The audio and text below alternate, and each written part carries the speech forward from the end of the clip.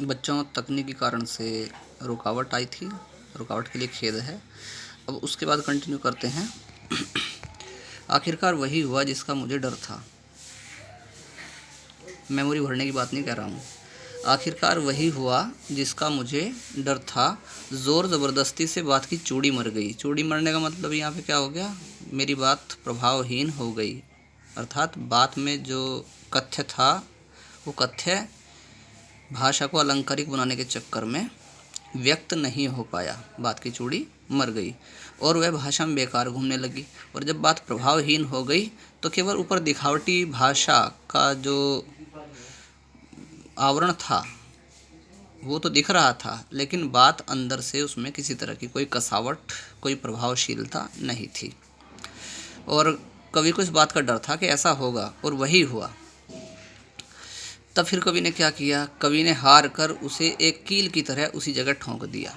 कील की तरह ठोंकने का मतलब क्या हुआ, आपने देखा कि वो पेंच की बात कर रहा है। पेंच और कील में क्या अंतर होता है, कील को ठोंका जाता है लेकिन उसमें किसी तरह की कसावट नहीं होती, जबकि पेंच को पेंचकस के द्वारा कसा जाता है और उसमें एक अच्छी कसावट आ जाती है।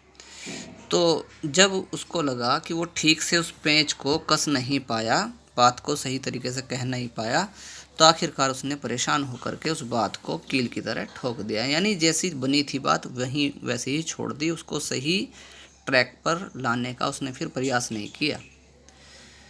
अब उसके बाद काव्यांश है आपका ये ऊपर से ठीक ठाक। जब कील ठुक जाती है तो देखने में कैसी लगती है, ठीक है, पर अंदर से न तो उसमें कसाव था न ताकत। लेकिन कील जब हम दीवार में ठोंकते हैं तो आपने देखा होगा कि उस कील को बड़ी आसानी से लेफ़्ट राइट या ऊपर नीचे घुमा करके हम निकाल सकते हैं, जबकि पेंच के साथ में ऐसा नहीं होता। पेंच टूट सकता है लेकिन बाहर नहीं निकलेगा, क्योंकि वो उसके जो चूड़ियाँ हैं ना वो खाँचों में बिल्कुल सही जगह गई हुई हैं। तो इस तरह से जो बात थी उसने अपनी प्रभावशीलता खो दी। इस वजह से वो भाषा में इधर उधर घूमने लगी, उसमें किसी तरह की कसावट नहीं थी, कोई ताकत नहीं थी। तब बात ने जो एक शरारती बच्चे की तरह मुझसे खेल रही थी। अब यहाँ बात की तुलना किससे की गई है, एक शरारती बच्चे के साथ में की गई है। शरारती बच्चा पकड़ में नहीं आता, शरारत करता रहता है, जब उसको पकड़ने की कोशिश करते हैं तो दूर दौड़ जाता है। तो बात भी वैसी ही हरकत जैसे शरारती बच्चे करते हैं, वैसी ही हरकत बात भी किसके साथ कर रही थी, कवि के साथ कर रही थी। फिर बात ने, अब मानवीकरण है बात का, बात ने यानी उस बच्चे ने, शरारती बच्चे ने लेखक कवि से पूछा। और कब पूछा, जब बात हाथ से बाहर निकल गई और कवि पसीना पोंछ रहा था, तो बात ने एक बालक के रूप में, बालक का मानवीकरण, बात का मानवीकरण बालक के रूप में किया गया है।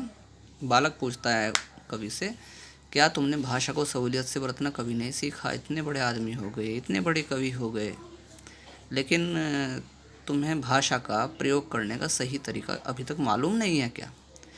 तो इस बात में बड़ा ही गहरा भाव है कि हर व्यक्ति जो विद्वानों की श्रेणी में तो आ जाता है, लेकिन लोगों का ये स्तर नहीं देखता समझाने के समय कि उसका, बच्चे का या लोगों का क्या स्तर होगा।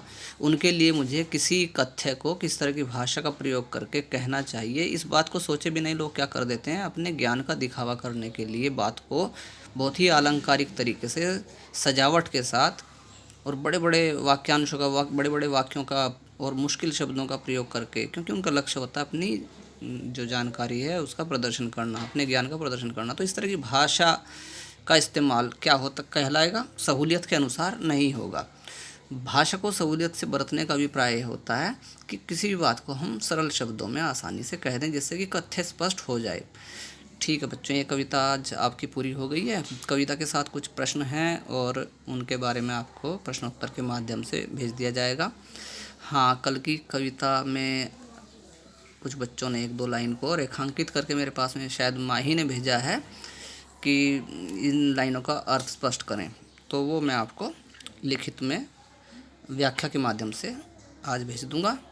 और मेरे ख्याल से जो कविताएं हैं बाद वाली 2, पतंग और ये आज की 2 कविताएं हैं, मुझे नहीं लगता कि इनकी भाषावली शब्दावली कठिन होगी, लेकिन उसके बावजूद भी मैं आपको भेज दूंगा, मैं आपसे वायदा करता हूँ।